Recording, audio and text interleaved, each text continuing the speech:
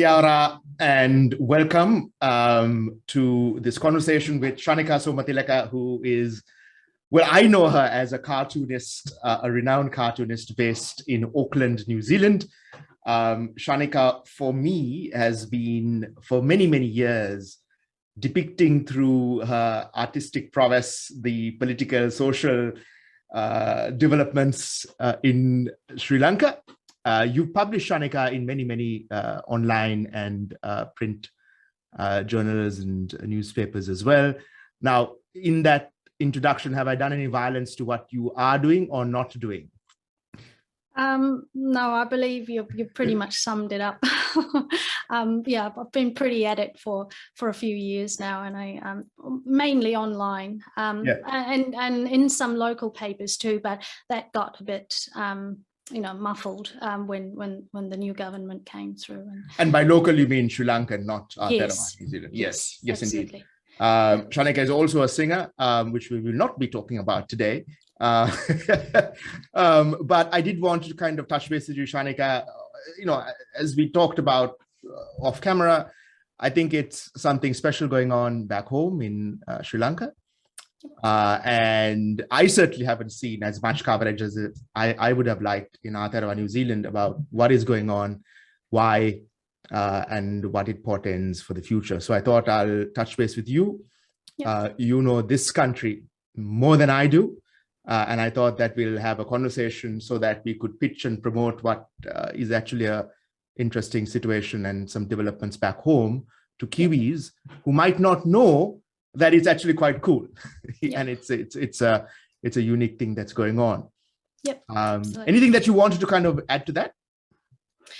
So I basically, I'll just get to, I think, what gave rise to the protests. Now, so in 2019, when President Gotabaya Rajapaksa came into power, he had executive powers, 2/3 majority in parliament, and his promise to the people was that he was going to have this team of professionals on board to implement various programs across the sectors which would boost the economy and make up for years of economic mismanagement in the country. And also he promised to secure national security, which was a top priority for him and the majority Sinhalese, and justice following the Easter attacks, but he failed to keep his promises. So there's a whole lot of factors, and I believe that's what contributed to bring about these protests. So just so that Kiwis understand, Gotabaya is the brother of the former president, and the former president had several terms in office. Absolutely. And so can you give us a sense of the history of the man who is currently president, which might help Kiwis understand and better appreciate the nature of the man, because he is quite unlike, I suppose, your average Kiwi politician. Yes, so how this whole long story short, the Rajapaksa brothers have previously been in power, so they're largely credited for ending the civil war back in 2009 by the Sinhalese majority, despite having committed numerous human rights violations against the Tamils under their leadership. There's ongoing struggles in bringing accountability and justice for the Tamil community up north. Many members of the Rajapaksa family occupied senior positions in governments and various institutions across the country. But with that also, they committed large-scale corruption, accused of nepotism, bad governance, dictatorship, and so forth. And that's how they lost the 2015 elections, and Maithripala Sirisena came on board. Right. Now, how can we tie what's going on today and recently with the question that might be asked, why now, why not before? Well, I think the main So main problems are economic. That's what the main problem is. But we got to keep in mind that this is an unprecedented crisis, both economically and politically. And we've seen a bit of political instability in recent years when there was a coup back in 2018.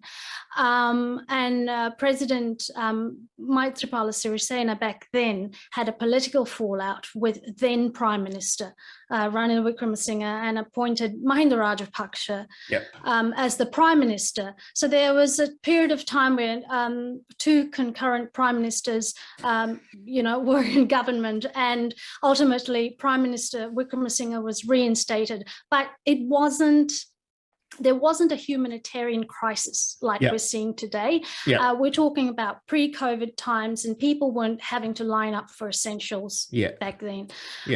So I think this is mainly driven. This is driven by the the shortages of petrol, food, milk powder, medicine, electricity.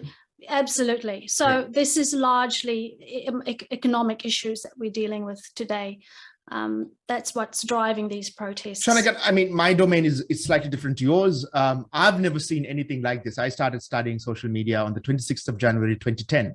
And I know that date because that was the date of the presidential election that year, the first after the war. And that was the time when Sarath Fonseca and Mahinda Rajapaksa, the two leading candidates at the time, started using social media for the first time in electoral history. And I've been studying it since then, fairly frequently. And I've never seen anything remotely approximating what is happening, even just yesterday at the time of recording, which was the 9th of April. We're recording this on the 10th. And then the week before, and maybe the month or so before that. We can talk about it a bit more, but it's certainly unprecedented insofar as my domain goes. You, though, I mean, I appreciate your gaze, because you're looking at so much more, right? You're looking at a lot of issues. You're looking at it horizontally, laterally, and you're connecting a lot of dots. Have you, I mean, apart from the 2018 constitutional coup or crisis, have you seen anything in the years that you've been drawing and depicting the country and politically critiquing it close to what we are seeing today? Absolutely not. These are unprecedented times. And I think, we had a global economic crisis, and that too contributed to what Sri Lanka is going through currently. It's more like it's a whole lot of factors just came together and just it was a very unfortunate situation, where there's a mismanagement of the economic situation in Sri Lanka. We have monumental debts, the COVID handling, it's a whole lot of factors that have contributed to this crisis. So I think this was just the tip of, so we're looking at something that we've never seen before. So, and because of that, I mean, I follow this as well, or try to, as much as one can. What to you are the key messages of the current protest movement? Because for Kiwis also, they don't speak our languages. And it might be the fact that they only latch on to what's in English. And I can tell you straight up that in my domain on social media, what's in English isn't the movement, isn't the protest. It never has been really indicative of anything talked about or flagged or framed in social media, because it's in Sinhala and Tamil. What to you, what are you picking up? What can you tell Kiwis are the leitmotifs, the key messages in the protest movement? I think the main message in the protest is for the president, Gotabaya, to resign and his government to go home. So that's the main message. And people just really have been, asking for change for so many years, but they haven't actually pushed themselves enough to come to this point where they're actually out there on the streets, on the roads, protesting day and night. We've seen people, in the wee hours, they're protesting outside the presidential secretariat, and it's just unprecedented situation at the moment. I think the only way that this will resolve is for the president to step down. And that's the only way that these protests will ease, at least, temporarily. Yeah. Yep. I mean, there's been some, there's been an article, there's been some coverage on the telly. What more do you think that Kiwis should know about the movement? What is present on the ground? What's the feeling that you're getting that you would like Kiwis to know? Because the danger always is, and I'm sure, Shanika, you know this, you compare it to other protests that you've seen elsewhere in the world.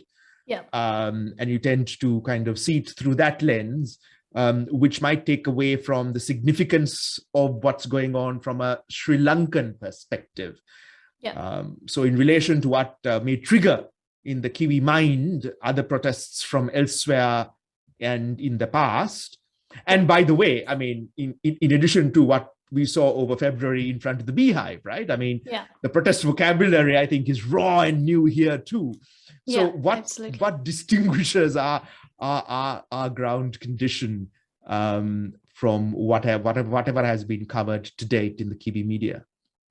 I think this is not any political party or a certain ethnicity that's protesting out there. I think the people have really come together for this because everyone is suffering.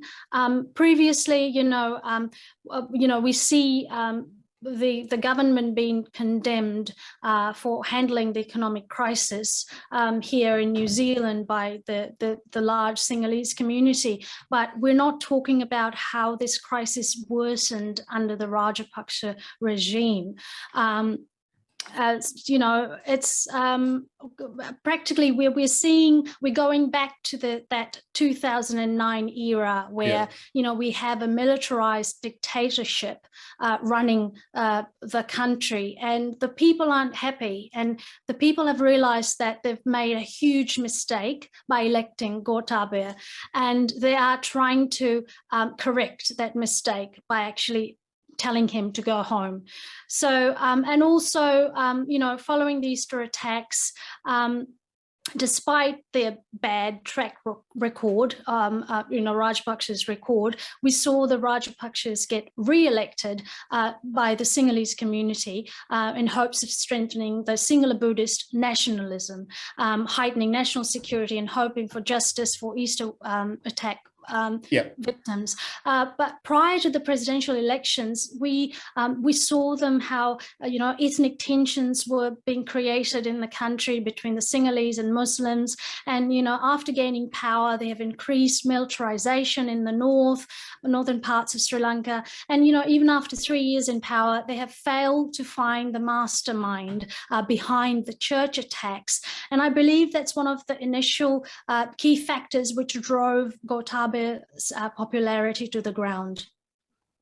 And most of us, including yourself, Sanjana, who have had their finger on the pulse, of the current events in Sri Lanka, saw this coming through how the Sri Lankan government handled the justice for war crimes in the north, the COVID crisis, the racist policies they implemented, which deeply affected the Muslim community, and various other political stunts to distract the public discourse from this massive borrowing of loans, looming economic crisis. They refused to go to IMF to seek financial help, the illegal detaining of lawyers, journalists. Most of us saw this mishandling of the economy and bad governance under the Rajapaksa much earlier. But I believe most of us here in New Zealand weren't pushed enough to raise concerns about human rights until now. So that's what I'm seeing a difference here. There's a bit of a double standard here, where we had a human rights crisis in Sri Lanka before, but now we're actually seeing people coming out and saying, hey, there's something seriously going on. That's this is not right, and we need to make this, make correction to this and move forward. So it is a very positive sign, and I believe there's a blessing in disguise. What's happening in Sri Lanka. I feel so too. I hope it continues in the way in the way that it has evolved to date. One never knows. But that kind of, that also is a segue to my next question. You kind of answered it. The clarion call from the protests is for the president to resign. And some people want him to go home, metaphorically speaking, about the fact that he should just leave. Others, though, Shanika, I think you'll realize as well, they want to hold him accountable, absolutely, for what he's done to the country. More around corruption, though, than around accountability for war crimes and crimes against humanity, is my reading of it. Will the end of the protests, should he leave, and one hopes soon, be the end of Sri Lanka's crises too, though? I believe the current protests will end when Gotabaya resigns, but we have to keep in mind that the successive government, who come next, will inherit this crisis. And there's a lot of work to be done in terms of constitutional reforms, scraping out the executive presidency, which gave him those executive powers in the first place, and made him a sort of a dictator. Economic reforms, bringing in tougher laws for corruption and accountability and so forth, to put Sri Lanka on the right track. So it'll take some time, and the people will have to be aware and be prepared for that. One of the things actually that's happened is that, as you know, they want to get rid of the office of the executive president, not just the incumbent. So that's also quite new. Have you seen anything comparable? We saw, it's not, the Kiwis should know that this promise to get rid of this office is not new. And it's been dangled in front of us at every election. Well, that is the thing. We see these promises coming through prior to elections, and when the leaders come on board, the president gets elected, they somehow sort of want to stay in that executive position, and they don't want to abolish the executive presidency. So this is I believe these protests are some of the people in the protests, they want all 225 MPs gone from the parliament. So that's a different thing. But this is it's years and years of gathered frustrations, and people have just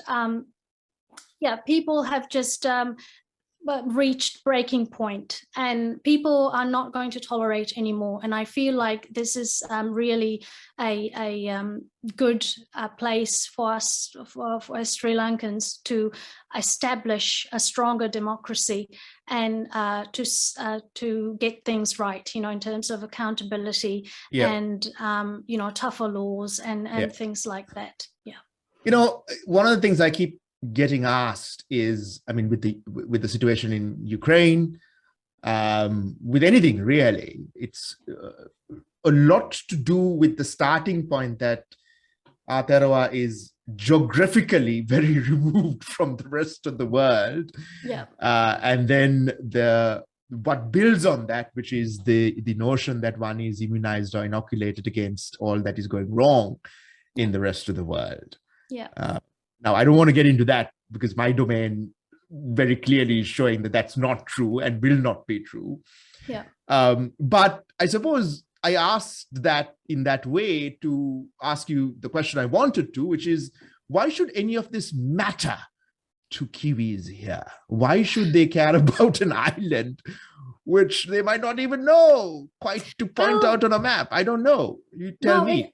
It actually, I can say that it matters because it sends a strong message. This little island of Sri Lanka is sending a strong message currently to the world about the power of the people, right? And when the government fails to listen to the people repeatedly, tries to silence them through the use of force without offering sustainable solutions to their issues, they fight back. And, you can't blame them. They fight back. They are fighting for their survival. They're fighting for their children, and they're fighting for their future. So we saw social media blocked for a few days in Sri Lanka, use of military to intimidate, to silence people. And despite all that, the people of Sri Lanka are putting on a monumental effort to be heard. And they want the president gone and held accountable. So that's the main message. The power of the people, it's stronger than ever before in that country. And you know what? Despite my greatest fear, which is that it will spill over into violence, which you can't rule out, I have been extraordinarily pleasantly surprised that it hasn't. And I don't know, I mean, like, did you, like the scenes from the 9th in Golface, which is a promenade in Colombo, a very large breathing area, space that for decades, generations has been, for all of us in Colombo, a place that we could go out and have picnics and walk our dog, or just walk and get some fresh air. I mean, the signs, the slogans, the chants, the music, the baila, the diversity, it was extraordinary. I mean, because you've been in this country for longer, what would you compare that atmosphere to? I mean, for me, it would be, I mean, I think it would be like a carnival, really. But is there anything that you can connect it to give Kiwis a sense of what it was like at the zenith of the protests that we've seen to date? I think there's a culture about the Sri Lankan culture of taking it easy and just enjoying the moment, as well as focusing on one big goal, and that is to send the government ask the government to step down. People want to keep it cool. People know the risks out there. People know what they're facing. We have the military out there. We have the police, and they have got network jammers, which jams internet so that you can't live stream in the middle of a protest. So people understand and know what lies for them if something happens.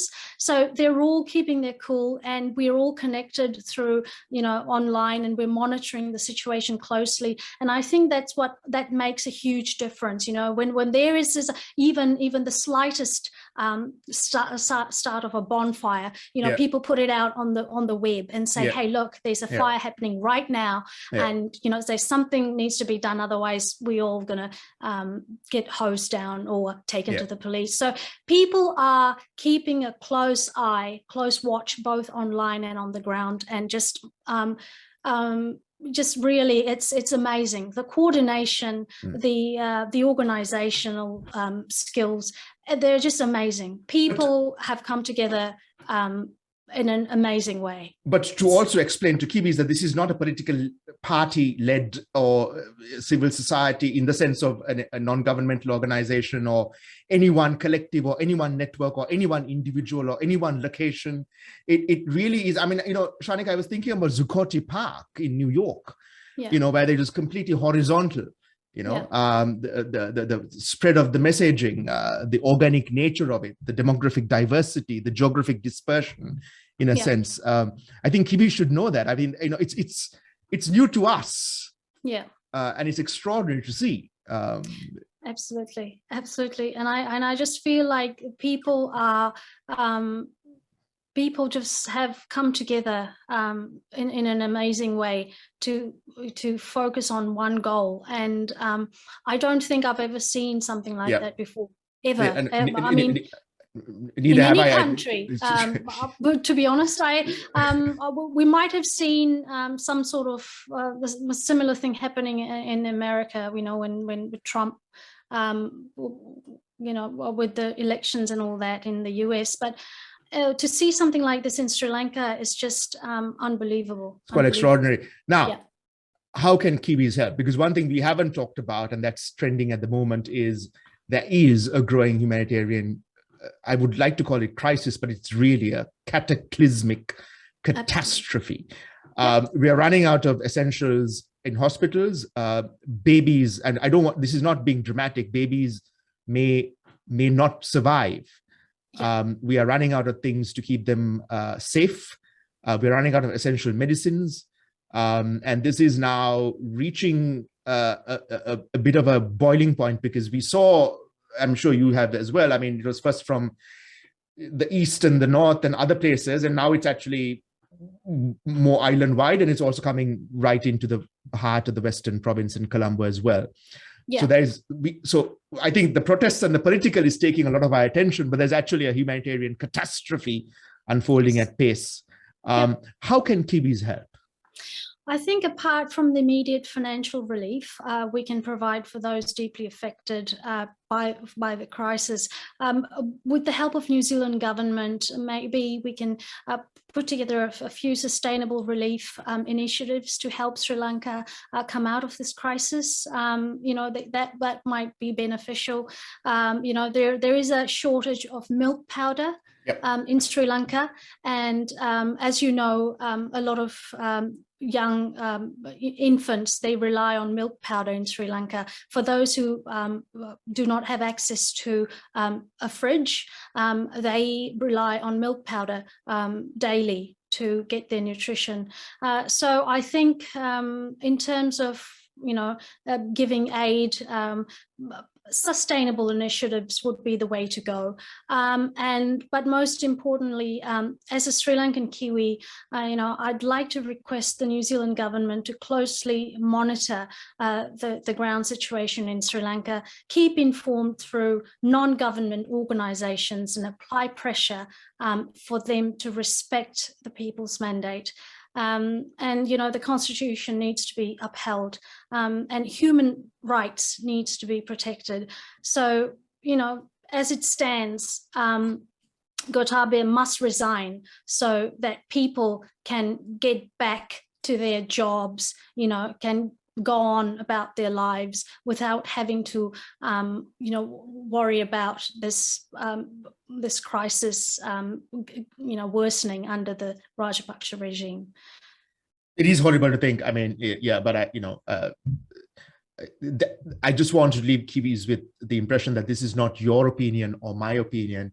Yeah. It quite literally is the clarion call to a degree, and with a unity of purpose that I think you and I have never seen before and never thought would ever occur either, that the president must resign and go. Absolutely. Along with his brothers. Along with the whole family of the whole family. And I don't think they will ever want them back either. I mean, looking at the protests and looking at the slogans, looking at the chanting, I don't think the Rajapaksas would be wanted again. When I look at my data, Shanika, I don't think that the Rajapaksas understand the public sentiment. And I mean that genuinely, because here is a family that has always engineered unrest, that has always been the architects of violence, that have always been the progenitors of social communal division. Yeah. And so for the first time in your life, literally and metaphorically, you are now confronted with a greater volume and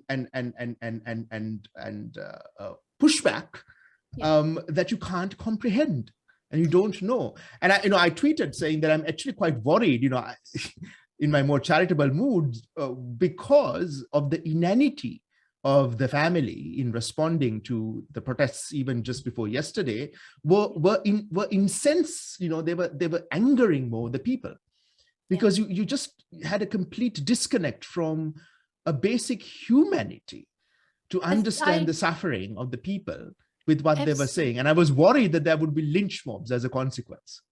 Well, the truth is, Sanjana, the Sinhala community had a different perspective of who the Rajapaksas were and what they did. But for those who actually were aware of the more wider, the background behind them, and, we knew that they were not the kind of people who reach out and respect people's human rights or anything like that. I mean, we could see that in the north, you know, and the Tamils and the Muslims would know that quite well, I think. Absolutely. So we actually knew the type of politicians we're dealing with. And this is why I was so against, you know, them coming on board back in, you know, 2000 and we had the elections, 2019. And the presidential in 2019, I knew this was going to be one of, you know, it's going to be a difficult one. So we knew about them, and I think the Sinhala community did know about them at the back of their mind, but they wanted them to come back to power following the Easter attacks, following the